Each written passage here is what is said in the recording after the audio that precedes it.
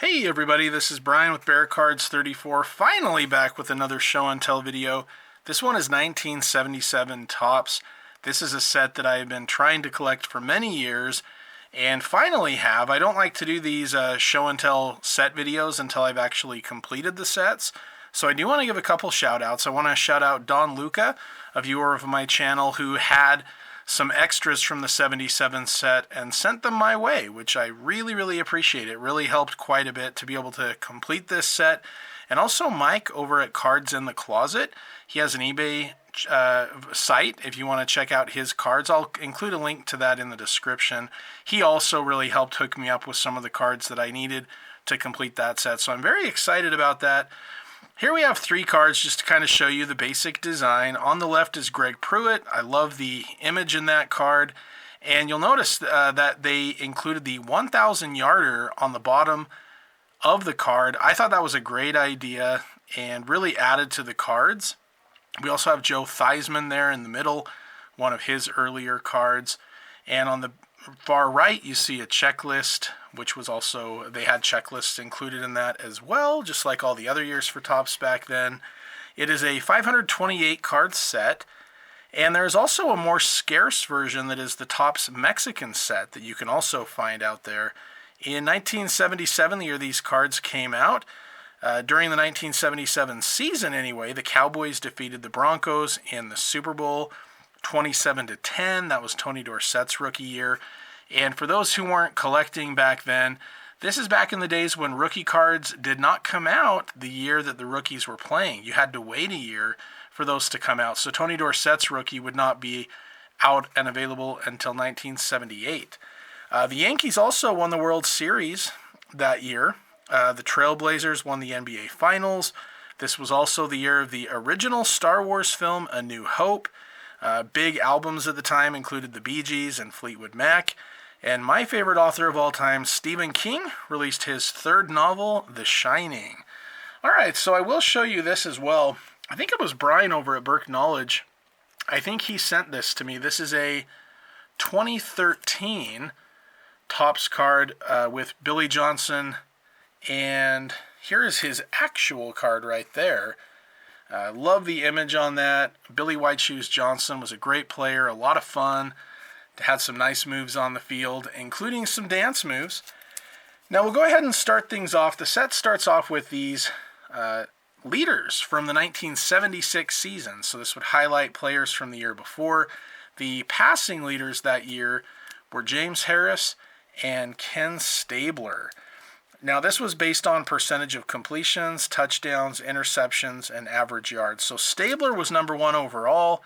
Burt Jones of the Colts was actually number 2, and Joe Ferguson of the Bills was number 3. The NFC leader was 4th overall, and that was James Harris. And so let me just see here real quick. There we go. All right. Next up is the receiving leaders. And we have Drew Pearson and MacArthur Lane. Shout out to MacArthur Lane. He went to my alma mater of Utah State. So the number 1 reception leader in 1976 was MacArthur Lane from Utah State. 66 catches. And that just kind of shows you the way that the game has changed since back then. Now, they did have less games per season, but also the way that the rules favor the offense nowadays, you'll see that, 66 catches is nowhere near the top of the list for the leader nowadays. Number 2 was Bob Chandler of the Bills. 3rd was Lydell Mitchell of the Colts, and I believe MacArthur Lane and Lydell Mitchell were both running backs. Number 4 was Drew Pearson. He had 58. That was the most in the NFC. And here we go. We've got 2 of the best running backs of all time, Walter Payton and O.J. Simpson. 2 very different types of people off the field. However, those were the 2 rushing leaders for 1976, which was Payton's second year in the league.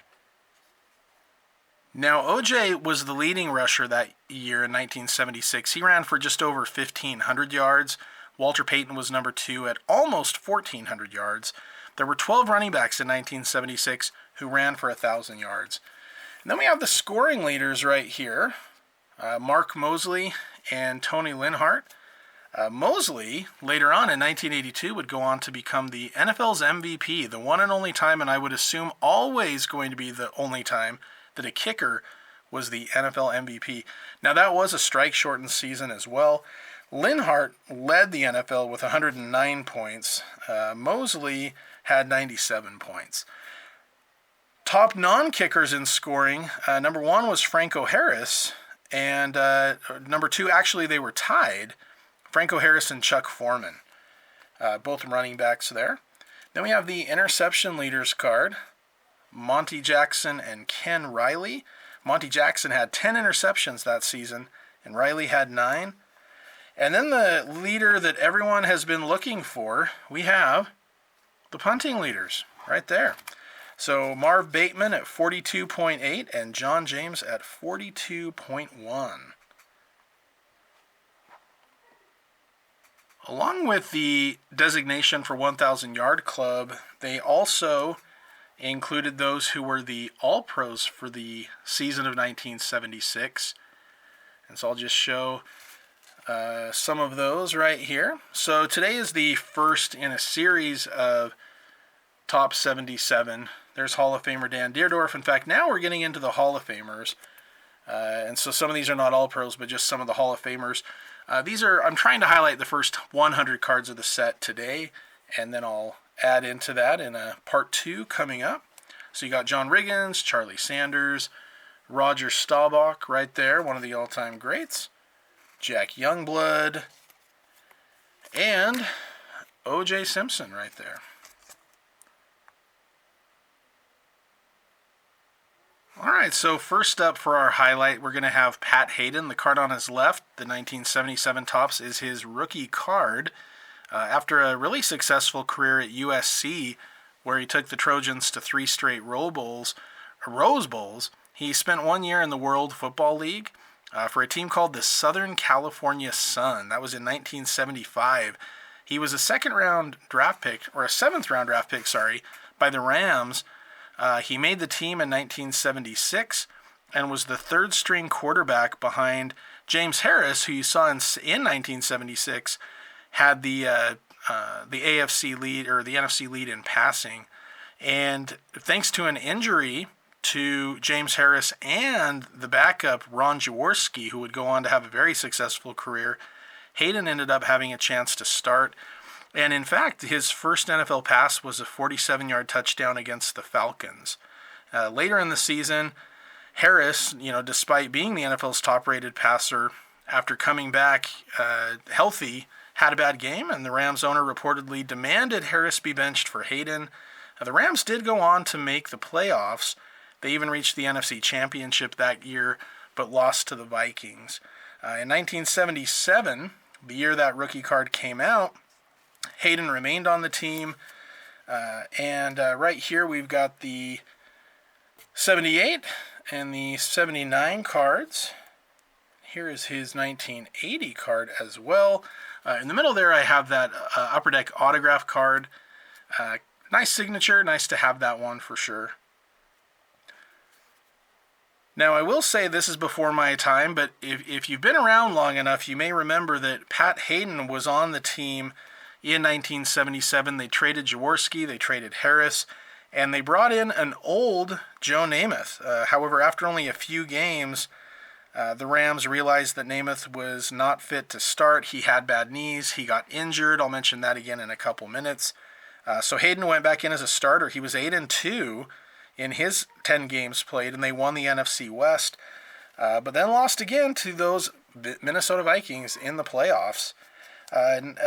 He did earn, however, a Pro Bowl nod that year, and in 1978, he was a starter for the playoffs. In the NFC Championship game, he was able to play against the Cowboys, and then in 1979, he was injured, and Vince Ferragamo came in, led the Rams to a Super Bowl. And after that, Hayden only had a couple more opportunities to start, but he didn't have much of an impact after that 1978 season. He's had a very successful broadcasting career for NBC and later on CBS. Covered a lot of Notre Dame games as well, so some of you may be familiar, maybe not from his days in the NFL, but maybe as a broadcaster right there. So there's Pat Hayden. Next up, we've got one of the all-time great Tampa Bay Buccaneers, Leroy Selmon. That is his rookie card on the left right there. He was a two-time All-American at Oklahoma, where he played with two of his brothers. In fact, let's see, I've got it. Here we go. There was a card from 1982, which shows these are football brothers, and there's Dewey with Leroy right there. That was kind of a fun set. There were a handful of players, including Walter and Eddie Payton. So, two-time All-American at Oklahoma. He had 28 sacks in his last 2 years there. He was great. He had a Lombardi Trophy Award, the Outland Trophy Award, two-time national champion. And so the 76 Buccaneers team, they were an expansion team, and they picked Leroy Selmon with the first overall pick of the draft. And he had an excellent career. It was short. It was only 9 years, but it was good enough to earn him a spot in Canton with a Hall of Fame career there. He also was a two-time national champion, like I mentioned, and Barry Switzer had called him the best player that he had ever coached. So along with Leroy in the first round, the Buccaneers also took his brother Dewey. Now you can see in this card right here, by that point in his career, he was on the San Diego Chargers, but they had been teammates on the Buccaneers, and the Buccaneers were terrible. Their first year, they did nothing but lose. The first 26 games in franchise history, they lost. However, by 1979, they went 10-6 and ended up in the NFC Championship game. Had a great career. This Cinderella 1991 Pro Set card, these are pretty hard to come by. This talks about the Cinderella story. You see Ricky Bell running right there. Man, I love those old creamsicle jerseys right there. And then on the back of the card, number 63 up at the top, you can see Leroy Selmon right there. So that's a nice card, kind of showing the turnaround that they had within those 4 seasons. And as you can see in some of these cards here, Leroy was an All-Pro many times. He was the Buccaneers Rookie of the Year in 1976, despite missing over half the season with an injury. And by 79, like I mentioned, they were a playoff winning team. Doug Williams and Ricky Bell were a big part of that as well. And Leroy was the first Buccaneer to make a Pro Bowl. He was co-MVP of the 1981 Pro Bowl, by the way. And he made 6 straight Pro Bowls. And in 1979, he was the Defensive Player of the Year. Like I mentioned, he did have a short career. He had a back injury at the end of the 1984 NFL season. And as a result of that, it caused him to miss the 1985 season. So this is his final playing days card right here. They had made the card, but he never actually played during that 1985 season. So he opted to retire instead of having a major surgery that might have allowed him to play again. But he had a great career. 1988, he made the College Football Hall of Fame. In 1995, the Pro Football Hall of Fame.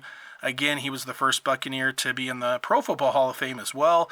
On the NFL Network 100 Greatest Players of All Time, he came in at number 98, and he's also a part of the 1980s All-Decade team.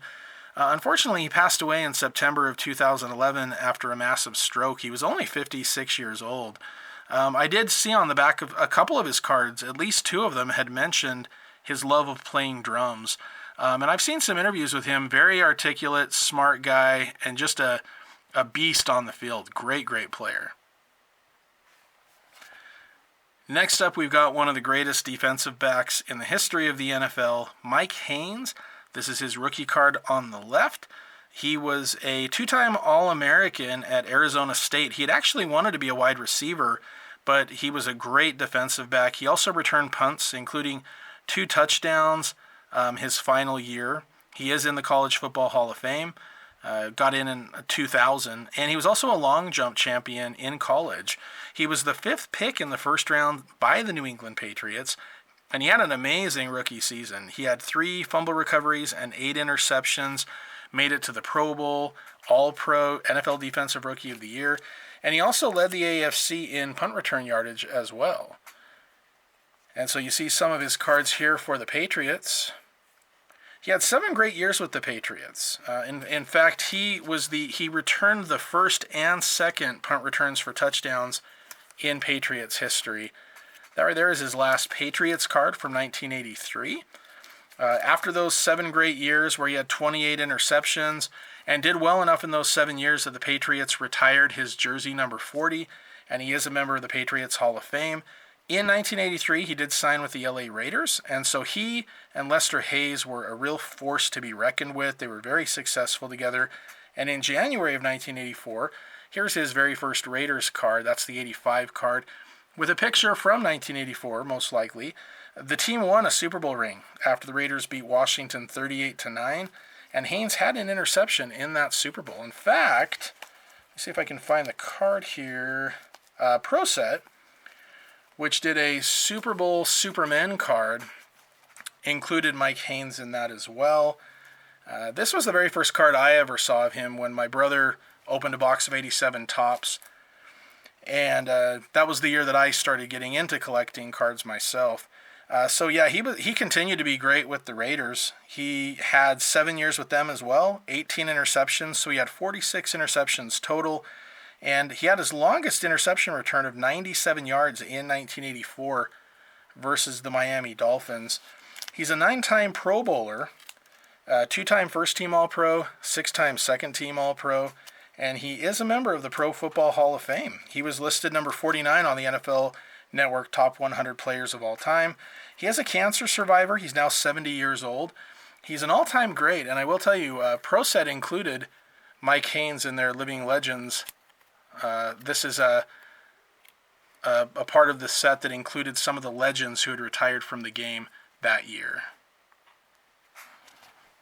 Okay, so I'm a Bears fan, so I'm including a couple Bears players in this. This is Wayman Bryant. His rookie card is on the left right there. He was the first linebacker drafted in the 74 draft and was also the Defensive Rookie of the Year. The reason I'm mentioning him is because in the year that this rookie card was put out, October of 77 versus the Rams, late in the fourth quarter, Wayman Bryant hit Joe Namath really hard. He knocked Namath out of the game, and that was the last time Namath ever played in the NFL. That's when Pat Hayden took over officially. After the play, Rams offensive lineman Dennis Hara, who was a great lineman, he slugged Bryant. Bryant had been called for a roughing the passer penalty, and to get that penalty back then, that means it probably really was a rough hit. So Dennis Hara was basically just looking out for his quarterback. I did notice one thing on the back of his 1978 Topps card. It says that Wayman is superstitious about wearing a knit cap under his helmet. So you can see the knit hat right there, and if you look closely, you can see that same knit cat, or at least one just like it, underneath his helmet right there. So I thought that was pretty interesting. All right, Jim Zorn, we got his rookie card there on the left. He was the Seattle Seahawks quarterback for their first 8 years. He started in junior college in his home state of California, and then transferred to Cal Poly for his last 2 years. He was an undrafted free agent in 1975, interestingly, with the Dallas Cowboys, but he was cut 2 days before the season started. In 1976, the Seahawks signed him. So from 76 to 83, he was the quarterback until Dave Craig basically beat him out. He had a lot of chemistry with Steve Largent. You can see there in his 76 record breaker card, the most yardage passing by a rookie of all time up to that point. And he was so good in 76, he was the AFC Offensive Rookie of the Year. His best year was 1978. He was a second-team All-Pro, and he had 3 straight 3,000-yard seasons. And to put that in perspective again of how the game has changed, by 1980, he was one of only 3 quarterbacks ever to pass for 10,000 yards in his first 4 seasons combined. So again, the game is a lot different these days. But he could throw, he could run, he was a very talented quarterback. He spent 1985 with the Packers as a backup, played briefly with the Buccaneers during that 1987 season where there were some strikes. He has a local connection for me as well. He was the offensive coordinator for my alma mater of Utah State from 1992 to 1994. He's been involved with NFL with coaching, including the Kansas City Chiefs, a quarterback coach a decade ago. He was head coach in Washington in 08 and 09. And I do like that this card right here, you got Steve Largent there with him as well. And here's his final card, playing days card. Now there is a McDonald's card for him. I think it's him with the Packers, actually, if I remember right. that's out there if you guys are interested. I will mention a couple notes on the back of his cards. One mentioned that he was an accomplished speed skater. One said that he was an amateur boxer at one point. He played the viola with the Seattle Symphony in 1980 at a concert. And his 1979 Topps card says that Jim was one of Seattle's most eligible bachelors. We don't really see that on the cards these days. All right, for any of you New Orleans Saints fans out there who've been around for a while, you may remember Henry Childs.